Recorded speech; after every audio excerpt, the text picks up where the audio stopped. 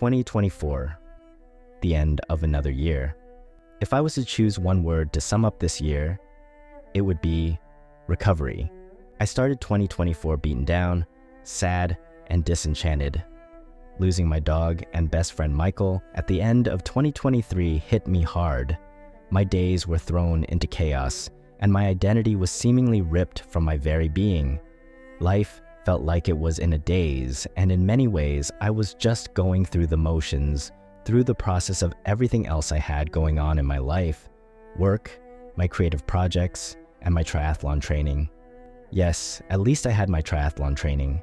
I signed up for 3 in 2024 to keep myself busy, to avoid addressing the grief. But even as I tried to find solace in my training, 2024 had another twist.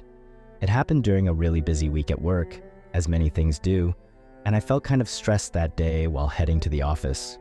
I crashed my bike, just a silly mistake that sent me over the handlebars, but I ended up injuring my right arm. Suddenly, all the determined progress that I wanted to make in my training evaporated. All the goals I had going into my second race of the year were gone. I was left to re-strategize, to reset my expectations. I was left to recover, to return to the ground floor and work my way back up again. Yes, work became unpredictable, and then, one day, it ended. Suddenly, I found myself, like so many other tech workers, laid off. It seems like 2024 was trying to teach me something. It was trying to tell me that anything that I took for granted, my best friend, my physical body, my mental well-being, my employment, my creative motivation, all of that could be taken away in a way that was out of my control. These things don't last forever. I pushed myself to get through all of these struggles. I focused on chipping away at my creative work, the big novel I keep talking about, the drawings I committed to. This very YouTube channel has been the foundation for my creative production.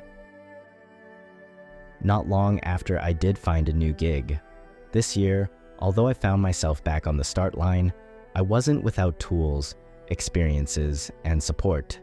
Climbing back up, I realized that although the voices in my head were telling me what a failure I was and how everyone disliked me, I consistently found evidence, however big or small, to prove them wrong, and that was assuring.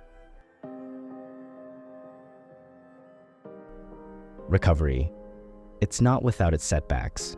As you start to improve, it's tempting to push yourself. Test your limits, move faster, do what you used to be able to do, but then you overdo it and repeat the same mistakes. You feel foolish, even frustrated. That inner critic, it suddenly gets louder. Creativity, like fitness, like work, like relationships, ebbs and flows. Success is followed by a hangover. Hard work needs to follow rest. Failure leads to lessons.